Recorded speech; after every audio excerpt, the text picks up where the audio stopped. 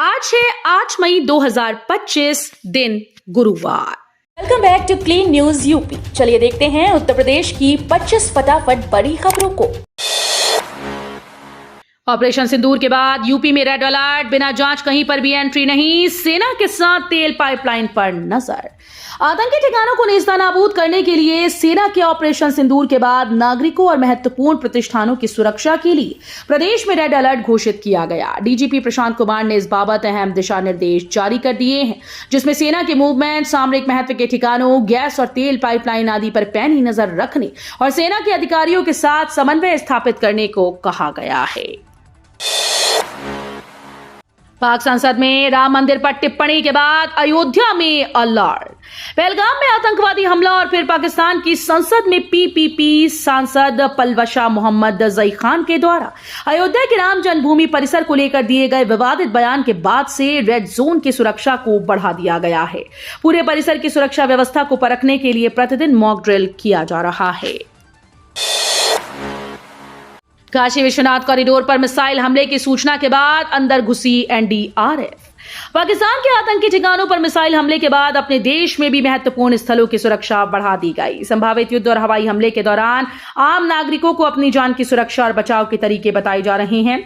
इसके साथ ही जगह जगह मॉक ड्रिल के माध्यम से सतर्कता को परखा जा रहा है। इस कड़ी में प्रधानमंत्री नरेंद्र मोदी के संसदीय क्षेत्र वाराणसी में स्थित द्वादश ज्योतिर्लिंग काशी विश्वनाथ मंदिर पर भी बुधवार को मॉक ड्रिल का आयोजन किया गया। 600 जवानों की उपस्थिति में पूरे अभ्यास को अंजाम दिया गया। सराय गोवर्धन में बनेगा नया शॉपिंग कॉम्प्लेक्स, 40 से अधिक दुकानों को किया गया है सील। वाराणसी जिले के चेतगंज के सराय गोवर्धन इलाके में पुराने शॉपिंग कॉम्प्लेक्स को तोड़कर नया शॉपिंग कॉम्प्लेक्स बनाया जाएगा।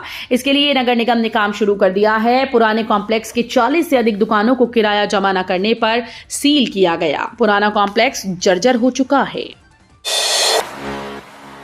7 दिन बाद स्वयं के 67 ऑनलाइन कोर्स होंगे लॉन्च। देश भर में बीएचयू बना राष्ट्रीय समन्वयक।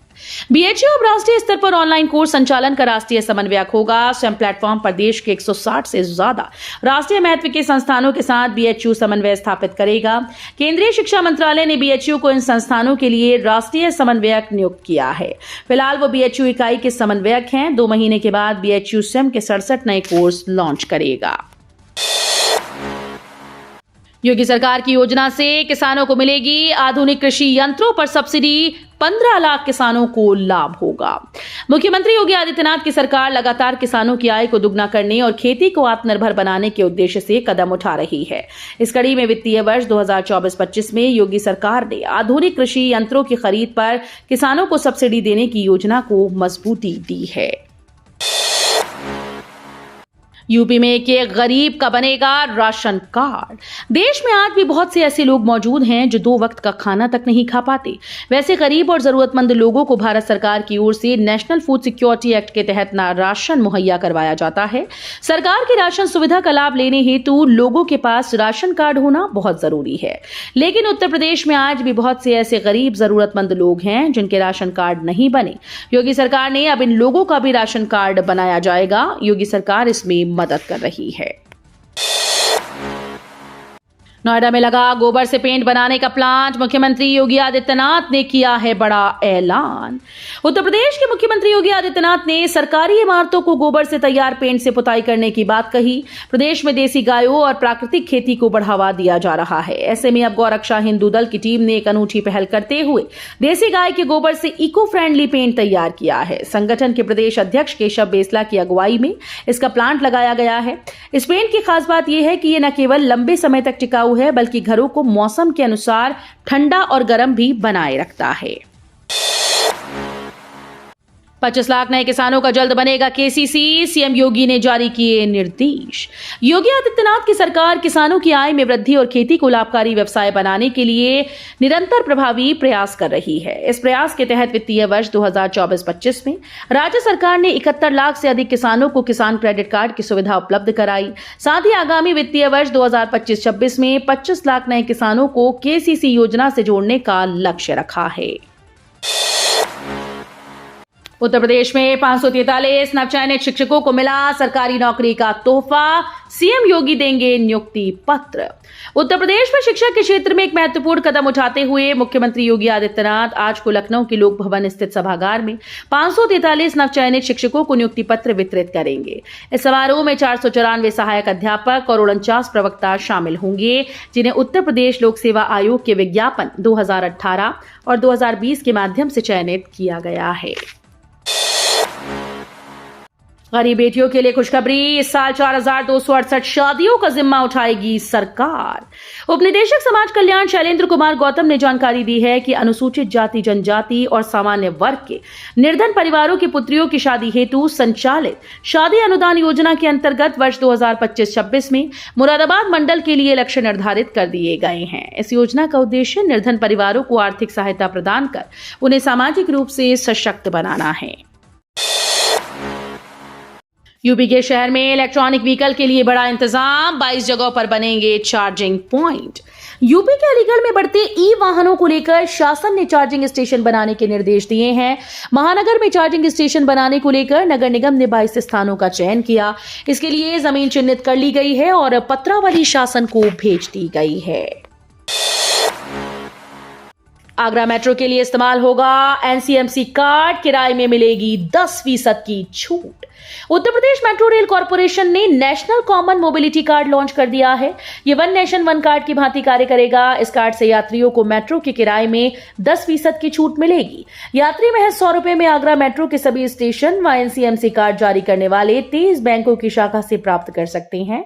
इसमें न्यूनतम टॉपअप 100 रुपए और अधिकतम टॉपअप 2000 रुपए रह सकता है। टीबी संक्रमण से बचने के लिए तीमारदारों को खानी होगी सिर्फ 3 महीने की दवा। टीबी मरीजों के संपर्क में रहने वाले परिजनों को संक्रमण से बचाने के लिए नई दवा सभी डाट्स केंद्रों पर मिल रही है। अब तीमारदारों को 6 के बजाय 3 माह तक की दवा खानी होगी। राजधानी में डॉट्स केंद्रों पर 10,000 से अधिक टीबी रोगी पंजीकृत हैं। जिले में 28 डॉट्स केंद्रों पर दवा बांटी जा रही है। गाजियाबाद रीजन में रोडवेज के पास कंडक्टर ही नहीं, खड़ी हैं 300 से ज्यादा बसेस। गाजियाबाद रीजन के 7 डिपो में 200 से अधिक बसेस केवल परिचालकों की कमी के कारण चल नहीं पा रही। मुख्यालय भेजी गई एक रिपोर्ट में इस बात का खुलासा हुआ।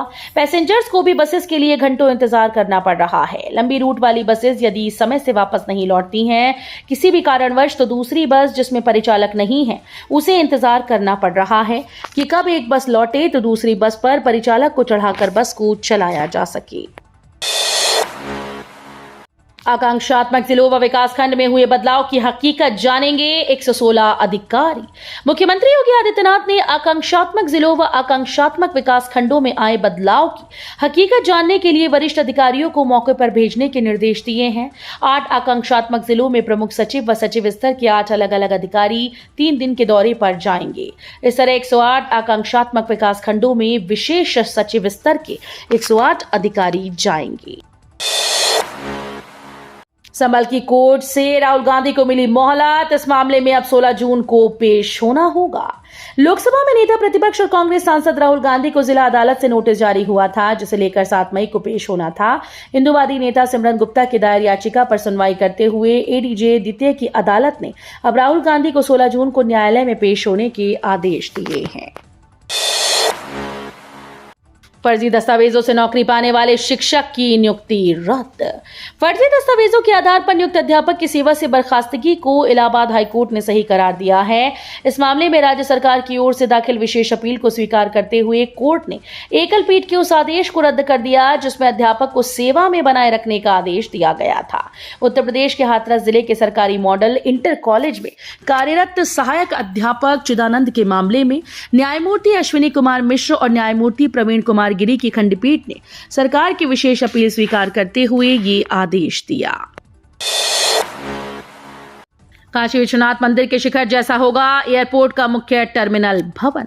देश दुनिया से आने वाले यात्रियों को बाबतपुर एयरपोर्ट पर उतरे ही श्री काशी विश्वनाथ धाम जैसा एहसास होगा। न्यू टर्मिनल बिल्डिंग समेत प्रमुख टर्मिनल भवन का स्वरूप श्री काशी मंदिर के शिखर की तर्ज पर बनाया जा रहा है। इसकी डिजाइन भी फाइनल कर ली गई। गोल्डन कलर में ही शिखर नुमा टर्मिनल भवन होगा। मई की गर्मी ने दिखाए तेवर, अगले 5 दिनों में 5 डिग्री चढ़ेगा पारा। उत्तर प्रदेश में तेज हवा और बूंदाबांदी का दायरा सिमटने के बाद अब धूप और गर्म हवाओं ने अपना रंग दिखाना शुरू कर दिया। प्रदेश में लोगों को अब मई की तीखी गर्मी के लिए कमर कसनी होगी। मौसम विभाग का कहना है कि अब पश्चिमी विक्षोभ का असर कमजोर पड़ने से उत्तर प्रदेश के कुछ जिलों को छोड़कर बाकी जगहों पर आने वाले कुछ दिनों तक मौसम शुष्क रहने वाला है।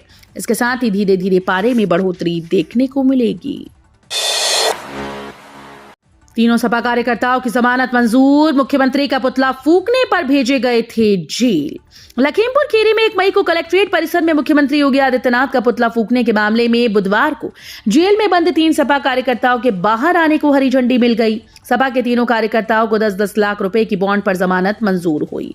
पुलिस ने इस मामले में 3 सपा कार्यकर्ताओं का चालान भेजा था। जमानत नामंजूर होने पर पुलिस ने तीनों को जेल भेज दिया था। यूके से हुआ मुक्त व्यापार समझौता, आगरा के जूता उद्योग को बड़ा फायदा। यूएई और ऑस्ट्रेलिया के बाद यूनाइटेड किंगडम से मुक्त व्यापार समझौता शहर के फुटवेयर निर्यातकों के लिए खुशी की लहर लाया है।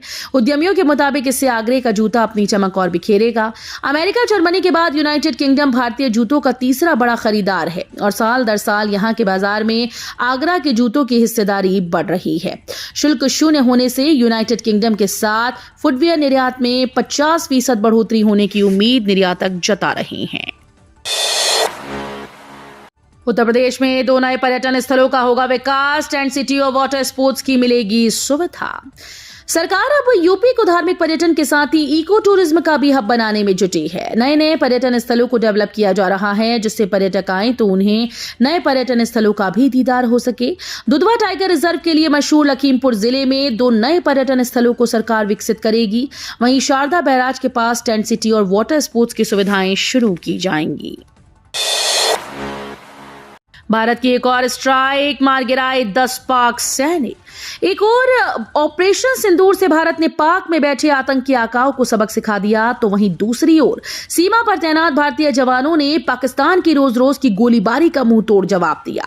भारत के ऑपरेशन सिंदूर से बौखलाए पाक ने सीज फायर तोड़ते हुए भयंकर गोलीबारी की थी, जिसमें 10 भारतीय नागरिकों की मौत हो गई थी। सूत्रों के मुताबिक भारत की जवाबी कार्रवाई में 10 पाकिस्तानी सैनिक भी मारे गए।